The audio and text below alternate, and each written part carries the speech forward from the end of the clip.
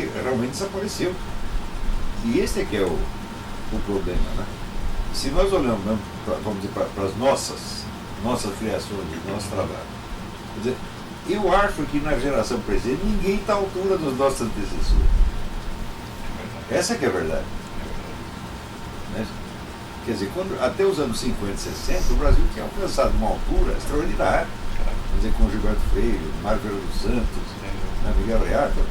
O que vem depois? Simplesmente desapareceu.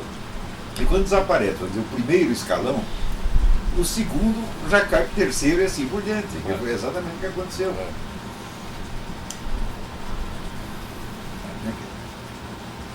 Agora, isso aí não é só um problema de... E o pior é que, assim, da forma como as coisas estão e da forma como elas estão se prolongando no tempo, a tendência é isso que poderia ser um hiato de civilização, digamos. Não, a tendência é se tornar a regra. Claro. Eu comparo sempre isso assim, com uma crise esquizofrênica. A gente tem uma crise esquizofrênica, fica 3 dias, aí toma um remédio, toma um eletrochoque e volta. Agora, se ele ficar 3 anos, ele não volta mais. Porque deu um hiato a identidade dele foi cortada. Quer dizer, mesmo que volte a funcionar normalmente, a integridade da sua biografia interior está rompida, ele não tem mais como se reencontrar. E eu acho que no Brasil isso aí está durando demais. Né? E vamos dizer, na passada de uma geração para outra, tudo se perde. Exatamente. Inclusive o senso, vamos dizer, da história contemporânea, eu acho que foi totalmente perdido. Porque em matéria de história contemporânea, nós só vemos no Brasil a história de um grupo, que é, vamos dizer, esse pessoal da esquerda, que era, no tempo de 64, 10 mil pessoas, vamos supor 20 mil. Esses 20 mil contam a sua história insistentemente, publicam milhares de livros todos os anos. E você tinha com a impressão que aquilo é a história do Brasil.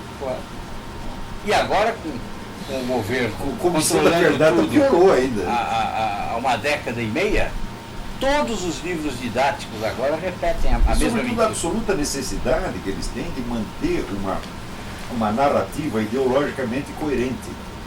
Então todos os fatos que não estão dentro daquela coerência foram simplesmente excluídos e esquecidos. Exatamente. Então você não tem contraste, é uma história sem... não sei quem eu acho que foi o Zé Honório Rodrigues, que aliás é um cara esquerdista, a historiografia sem problema histórico. É uma história sem problemas. Tudo está explicado, né? Tudo é unívoco, e você não tem contradição, você não tem paradoxo, você não tem dificuldade. Né? E, vamos dizer, a seleção assim, do bem e do mal já está dada de uma vez para sempre. Todas. Por exemplo, uma coisa característica, quando se conta a história da esquerda no Brasil, é a história da esquerda no Brasil, como se essa esquerda fosse um fenômeno exclusivamente nacional, limitado, vamos dizer, pelas fronteiras. Como se não fosse, vamos dizer, uma parte de um aparato mundial que estava agindo no mundo inteiro. Né? Então, por exemplo, as 400 vítimas aí da ditadura, né? Bom, de fato houve 400 vítimas, é bastante gente, mas quantos, esses mesmos 400 e os seus colegas ajudaram a matar em Cuba, em Angola, na China, porque todos eles participavam, estavam toda hora indo lá e recebendo curso, ocupando cargos na hierarquia desses países, quer dizer... E referendando intelectualmente. Escrevendo, escondendo fatos. A gente vê, por exemplo, só em Angola, né? Quando o Fidel Castro invade Angola, aliás, com a ajuda do governo militar brasileiro, é curioso, o pessoal fala dos crimes da ditadura, e esse que foi o maior dos crimes, ninguém menciona, porque foi cometido com a ajuda da esquerda, então esse não existe. Então quer dizer que matar 400 terroristas brasileiros é muito mais grave do que você matar 10 mil civis em Angola, porque Angola está lá longe, quem está ligando com os angolanos? Que se dane. Né? Então, mas isso tudo é a nossa história. Agora, isso desapareceu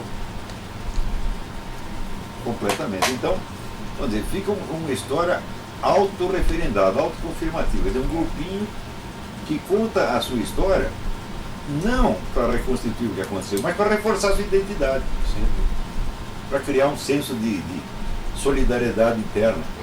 E isso aí, vamos dizer, a produção de livros desse tipo é uma coisa monstruosa. Não para. né?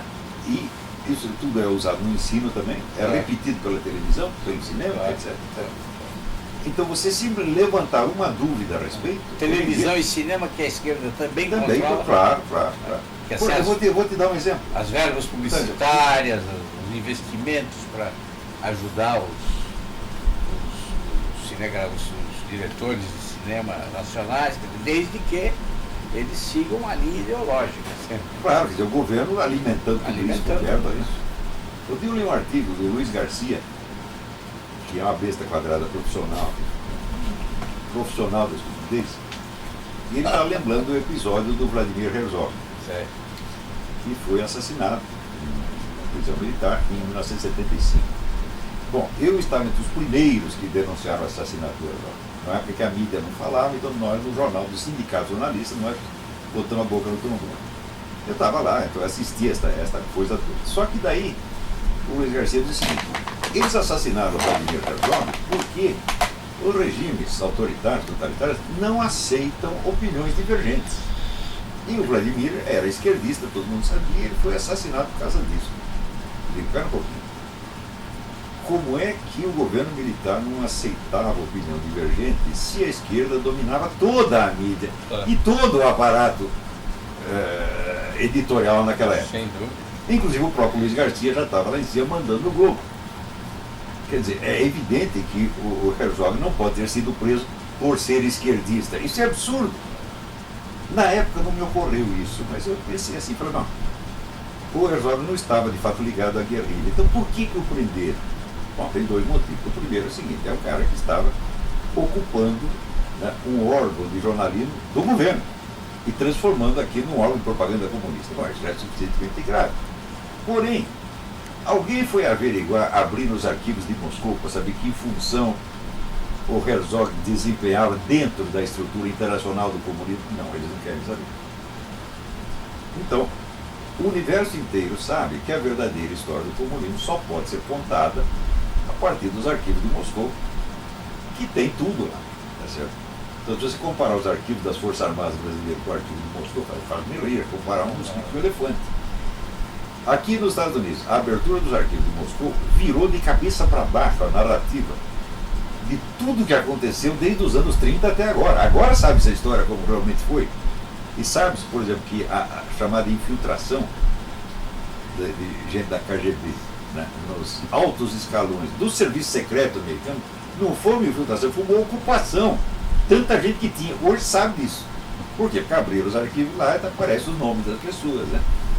Então, agora, no Brasil, é proibido falar disso. Você fala abrir arquivo, mas só aqui é aqueles arquivos dos milicos. Por que não abre os arquivos de Moscou? Quando, por exemplo, o chefe da KGB no Brasil, o Ladislau Bittman, disse: em 1964 nós tínhamos 100 jornalistas brasileiros na nossa folha de pagamento. Quem são eles? Mas fundamental saber. É fundamental saber, senão você não entende nada. Então, mas eles querem saber a verdade, quer abrir os arquivos, mas só os arquivos que lhes interessam. Os arquivos de quem não sabe nada, porque os milicos também não sabiam nada disso. Você vê que 20 anos atrás eu insistia com a milicada e com empresários brasileiros para contratar alguém, para ir lá abrir os arquivos de Moscou, né? Nem ligavam, achavam que isso não era importante. Quer dizer, são umas bestas quadradas também, né? Então, criou um estado de alienação baseado nesse culto, essa idolatria de si mesmo, desse pequeno grupo, que um lambe outro, o outro lambe um. Né? Todo mundo são pessoas maravilhosas, né? E quando você toca num deles, você toca em todos. Né? E no Brasil isso é fácil de dominar, por quê? Porque os órgãos de mídia são poucos. Pouquíssimo. Claro. Né? Você pega a Rede Globo, tem 70% da audiência. Exato. Aqui, a rede que tem mais, quando chega a 3, 4%, eles fazem uma festa. Ele ainda é muito variado. Né? Mas, no Brasil, se você dominou 5 ou 6 jornais, você dominou tudo. Dominou tudo. Quer dizer, isso tudo, vamos dizer, é claro que isso pesa na coisa, mas não pesaria tanto se não tivesse esse fenômeno, não tivesse acontecido num ambiente que já era propício para isso, quando você já tinha esse desamor ao conhecimento, esse desprezo ao conhecimento já, né, há muito tempo. Miguel, você não quer fazer uma comparação com que situação de Portugal atual? Posso falar em várias vertentes. Se calhar vou escolher a vertente militar. Posso falar na filosófica, posso falar na literatura, ou melhor, na infraliteratura, e enfim, posso falar em muitos aspectos, mas se calhar agora para começar vou abordar esse do militar. E o militar foi aquele que teve um impacto enorme, devastador, no Portugal de hoje. Ou seja, quando Portugal perde as províncias ultramarinas, quando perde o ultramar, quando perde nomeadamente a Guiné, quando perde Angola, quando perde Moçambique e quando perde Goa, Portugal não tem hipótese nenhuma no contexto europeu, a não ser que possa reforçar os laços afetivos, económicos e políticos. E isso é o que hoje se chama a lusofonia. Eu tenho algumas dificuldades em compreender a lusofonia naqueles aspectos que são mais ligados, talvez, à cultura oficial, às universidades e até mesmo a organismos do Estado que, de certa forma, não atendem nem querem atender ao que foi realmente a missão dos portugueses no mundo. Eu não digo que não haja pessoas capacitadas, raras pessoas hoje em dia compreendem essa missão histórica dos portugueses no mundo. Mas aquilo que aconteceu verdadeiramente no ultramar foi um traumatismo, uma tragédia para os portugueses. E já que falamos em comunismo, acho que podemos e devemos acentuar que nas universidades, nos dias de hoje, nas escolas, enfim, nos institutos que se dedicam à política e que se dedicam à sociologia, há uma distorção da verdade histórica relativamente ao que se passou em Portugal, sobretudo depois do 25 de Abril. O 25 de Abril não tem nada a ver com a democracia. Também não tem nada a ver com a liberdade. E o que aconteceu com o 25 de Abril é a implantação do comunismo forte e feio em Portugal. É claro que o comunismo não poderia durar como durou, alguns meses, e teria que dar lugar a uma coisa mais suave. E essa coisa mais suave chama-se socialismo. Agora, é preciso terem atenção que o comunismo e o socialismo são sempre financiados. E nós temos que saber quem é que está a financiar. Ora, o Salazar é considerado um ditador hoje em dia. E é considerado até um monstro pelos democratas que hoje, de certa forma, estão à frente das instituições, estão à frente das universidades e estão à frente da comunicação social. O Salazar sabia perfeitamente quem estava a financiar os movimentos terroristas, que não são movimentos emancipalistas, nem são movimentos de independência, não tem nada a ver com a liberdade de Angola, nem Moçambique, nem na Guiné. Nós temos os nórdicos, temos os países nórdicos a financiar os movimentos, não de libertação, mas os movimentos terroristas, tanto em Angola, como na Guiné e como em Moçambique. Nós temos, por exemplo, os Estados Unidos a fazer o jogo da Rússia, da União Soviética. Ou seja, depende dos indivíduos que nós consideramos. Por exemplo, o Kissinger foi um dos tipos que o Kissinger e o Franco Carlucci foram um dos indivíduos que serviram de Portugal para fazer uma espécie de laboratório para ver o que é que acontecia com as consequências do comunismo.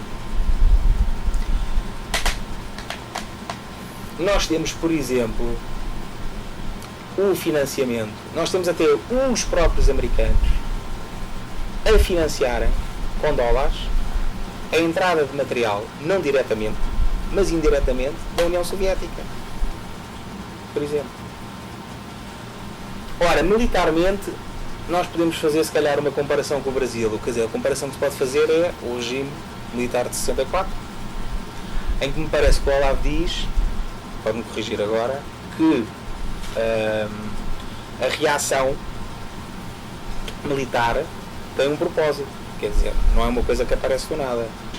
E os comunistas, de certa forma, já estavam, não é, a agir em termos militares, digamos assim, ou terroristas, para que haja uma reação militar. Os militares perdem depois a guerra no sentido cultural. Quer dizer, os comunistas, de certa forma, vão ocupando os espaços. E eles nisso são muito bons. Porque eles têm financiamento. Eles têm manuais. Eles sabem perfeitamente como destruir as leis. E eles sabem perfeitamente como se infiltrar em todos os países e destruir todos os países que eles querem. Ora, isso aconteceu, por exemplo, em Angola. Mas isso tem que ser feito com a colaboração, eu não diria de portugueses, mas de grandes sacanas. E os militares realmente foram os responsáveis pela introdução dos movimentos armados em Angola, por exemplo. Rosa Coutinho, chamado o Almirante Vermelho pelo Spindler, que era o outro ignorante. Mel Antunes, Mário Soares, imensos indivíduos que, de certa forma, estavam comprometidos com o comunismo. Todos estes estavam comprometidos com o comunismo. E eles, de certa forma não, diretamente e indiretamente, colocam os movimentos terroristas em Luanda. Inclusive, já tinha há pouco falado com o Olavo. E há delegações que chegam de avião. E isto é tudo permitido pelos militares, depois do 25 de Abril. Cada delegação traz cerca de 600 homens armados, financiados. Quando, na periferia de Angola, tudo estava num caos e numa anarquia. Taxistas mortos, mulheres espancadas, pretos mortos, enfim, uma anarquia propositada e conduzida, sobretudo, por potências estrangeiras e poderes internacionais. Portanto, são cerca, quando chegam 3 delegações à Angola, são cerca de 1.800 homens armados. As armas vão sendo infiltradas nos moceques. Indivíduos pretos que não sabem o que são armas começam a disparar para o outro lado. Quando chega a primeira delegação, MPLA, funda uma representação em Angola, a seguir vem a UNITA, e quando vem a UNITA há um cerco ao aeroporto e há uma anarquia total, que é precisamente para ver quem fica com o poder. Portanto, isto tudo é preparado. Tudo isto tem um plano. E o que aconteceu foi que, independentemente do regime, se fosse Salazar ou não fosse, estava destinado a perdermos o ultramar. A nossa relação é completamente diferente. A nossa colonização, há uma diferença entre colonização e colonialismo. O colonialismo é quando não há laços afetivos e podemos apenas montar estruturas económicas e políticas, mas sem nenhuma relação com a população. Não foi o caso dos portugueses. Os portugueses, historicamente, sempre tiveram uma relação afetiva com as populações. Sempre. E isso foi destruído. E foi destruído para se criar o caos e a anarquia e morrerem milhares e milhões de pessoas. E a violência continua, né? E a violência, de certa forma, continua. Quer dizer, nós temos... é claro que isto tudo é muito complexo. Quer dizer, nós hoje continuamos... O MPLA continua, não é? É o único partido que, de certa forma, tem a força em Angola, não é? Aliás, na altura, o Rosa Coutinho financiou, na altura, com 10 mil contos mensais de cada movimento, favorecendo sempre o MPLA. Porque o MPLA, o Rosa Coutinho tinha tido um problema no Congo, em 1961, se não me engano. Ou seja, ele entrou sem visto, foi apanhado e durante 3 ou 4 meses foi arrastado pela rua completamente nu. Parece que no Quénia havia precisamente da parte, não posso ter esta certeza, mas parece-me, constou-me, que era uma prática seguida provavelmente pelos ingleses em relação a determinados indivíduos que tivessem cometido delitos, qualquer coisa do género. E isso foi, quer dizer, isso foi praticado no Congo, com o Rosa Coutinho, em